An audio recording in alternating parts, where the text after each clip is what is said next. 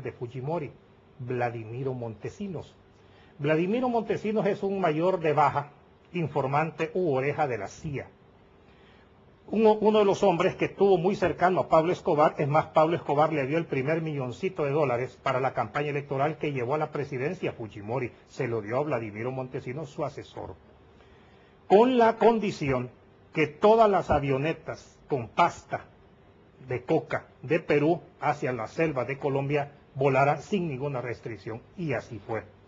Ahí se botaban avionetas o narcotraficantes que eran competencias de Pablo, del cartel de Medellín, pero los que estaban cercanos a Pablo y cercanos a Vladimiro Montesinos pasaban. Vladimiro Montesinos es uno de los hombres, de los hombres más corruptos, así como P.C. Farías, Paulo César Farías, que fue el brazo derecho de Collor de Mello, también en Brasil, que también tuvieron su Vladimiro Montesinos. Este tipo narcotraficó, perdió gente, hicieron violaciones gravísimas de derechos humanos, pero también cometió una actividad. Compraron por medio de las Fuerzas Armadas peruanas a Jordania más de 10.000 fusiles como gobierno peruano al gobierno jordano. Esas armas vinieron en aviones de las Fuerzas Aéreas peruanas y de una sola vez fueron idas a tirar a las selvas de Colombia para las FARC. Eso sinceramente ya afecta las relaciones de dos pueblos hermanos, porque estaban financiando una guerrilla para golpear a un ejército, siendo él un asesor presidencial de Perú. Eso a mí no me pareció, y a lo que quiero llegar. Cuando se da todo el descalabro de Fujimori, ¿a dónde se fue a esconder? ¿Quién lo protegió? ¿Quién lo cuidó? ¿Quién negó su presencia por ratos hasta que estalló la situación? El señor Hugo Chávez Frías. Él le dio cobija.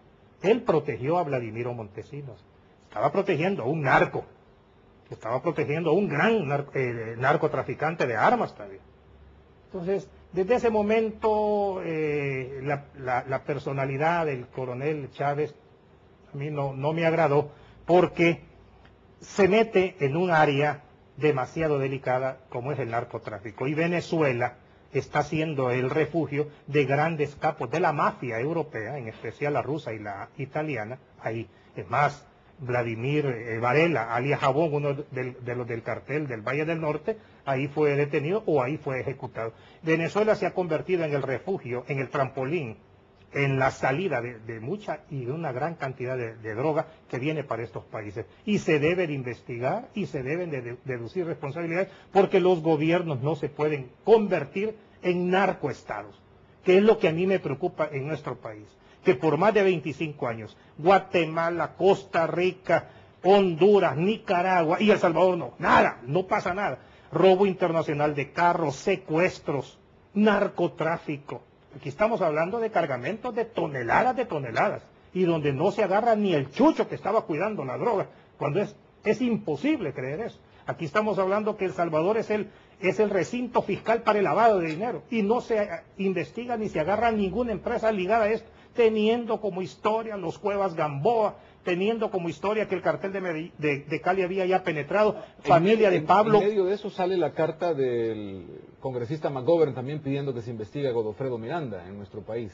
Vaya, está el congresista McGovern, que interviene en los asuntos internos de los gobiernos, deja de ser respetuoso, no tiene jurisdiccionalidad ni territorialidad, porque él no administra justicia, pero tiene razón, que se investigue. Que se investigue al jefe de la DAN y a todos los jefes de la DAN y la UEA. Que se investigue a los que formaron parte del COAN, la Comisión Antinarcotráfico que creó Cristiani desde el 91, porque la UEA dependía del COAN. Que se investigue. Porque había muchas cosas extrañas que no se terminan de aclarar por qué la UEA manejaba las informaciones y la computadora de hurto y robo en ese momento. No se puede entender cuando hurto y robo pertenecía a otra división y sin embargo ahí. ¿Por qué mucho militar tenía grandes lotes de carros de lujo? Que todos estaban, cuando tú pasabas por esos lotes, se miraban como una taza de café caliente. Estaban calientes todos los carros. Los bines, los DINES, los números de chasis estaban al tope y no eran vendidos hasta que las demandas iban bajando a mucha gente. No, dicen que a una ex primera dama, no sé de qué país centroamericano, le fueron a quitar un carro. porque le habían regalado un carro para que lo rifara en su secretaría de niños o de familia, y el carro era robado. ¡Qué pena! Incluso andaban en Range Rover chaleleadas, robadas. Pero como en El Salvador es el país de la sonrisa, es el país de las maravillas, yo no sé qué fumamos, pero aquí no pasa nada hasta que nos llegue este pencazo que ya nos está llegando. Porque lo que está pasando en Honduras, narcotráfico. Lo que está pasando en Guatemala, narcotráfico. En México, en Venezuela, todo es narcotráfico. Va a estallar en El Salvador. Y somos tan chiquitos que de una sola vez, desde Garita Palmera hasta Playas Negras, va a reventar esto. En Honduras se acaba de detectar a 10 policías, entre ellos el jefe de Dirección Nacional de Investigaciones y el subjefe del robo de vehículos con 142 kilos de cocaína. Eso evidencia los tentáculos en todas estas estructuras policiales. Ay, imagínate tú que yo te estaba mencionando que el informe Kent, que don Tomás Kent da un informe a los Estados Unidos, donde el jefe de la DEA de Estados Unidos, en Colombia, y el otro segundo de él, por cierto, te lo voy a mencionar porque por aquí lo traía, estaban Leo Arreguín, de la DEA, de Bogotá, y David Tisley, expulsado en el 2003, agentes, extorsionaban y sobornaban a narcos. O sea, si estás hablando tú que a ese nivel hay problemas, ¿qué no puede pasar a niveles bajos? Por eso yo siempre, y en tu programa siempre lo hemos platicado, se debe de investigar este tema. Hay temas que muchas veces no son delicados, pero son morales. La Fiscalía alquiló un edificio bien caro, dicen, que se paga, no sé si $220,000 mensuales, que por cierto el doctor Astor Escalante prometió que la iba a desalojar. Yo paso todos los días pidiéndole al criador ver camiones de mudanza, pero todavía están ahí. ¿De quién es ese edificio? ¿De quién es ese edificio? Mencionan de que el dueño de ese edificio, por lo menos el que lo construyó, el que es el verdadero dueño, como que tiene restringido su ingreso a los Estados Unidos. ¿Cómo una fiscalía va a arrendar un edificio a una persona que no puede entrar a los Estados Unidos o que tiene suspendido o cancelada su visa o su ingreso a los Estados Unidos? ¿Por qué? O sea, eso no es ilegal, sí, pero tampoco es moral. La fiscalía es un ente y va a tener ahí un edificio, su casa matriz, donde se va a combatir el delito. Entonces son cosas que uno dice, bueno, qué raro, ¿verdad? Porque hay una fuerte murmura sobre eso. O sea, hay una gran cantidad de cosas cuando tú ves las policías de antes, las policías desde que comenzó con la PNC, que alquilaron un montón de casas que funcionaban como comandantes a precios exorbitantes para favorecer cheros con los alquileres.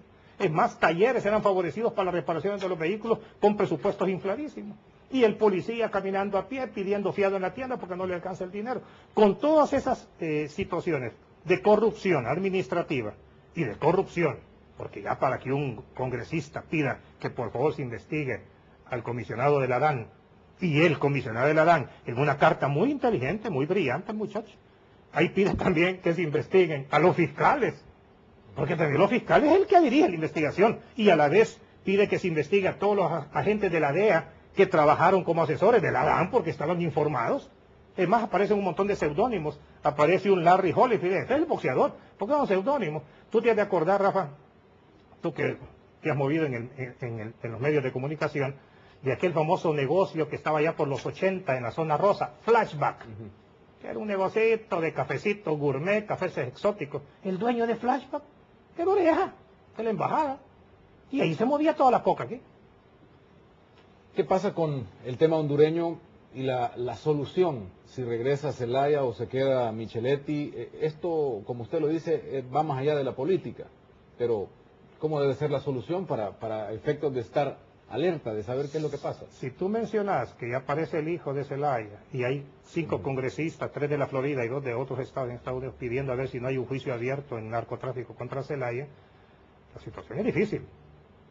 Pero también el señor Micheletti debe dar una explicación. ¿Cómo es posible que su general, ministro de Defensa, hoy jefe de las Fuerzas Armadas, cuando era mayor, estuvo preso por ladrón de carros que pertenecía a la banda de los 13?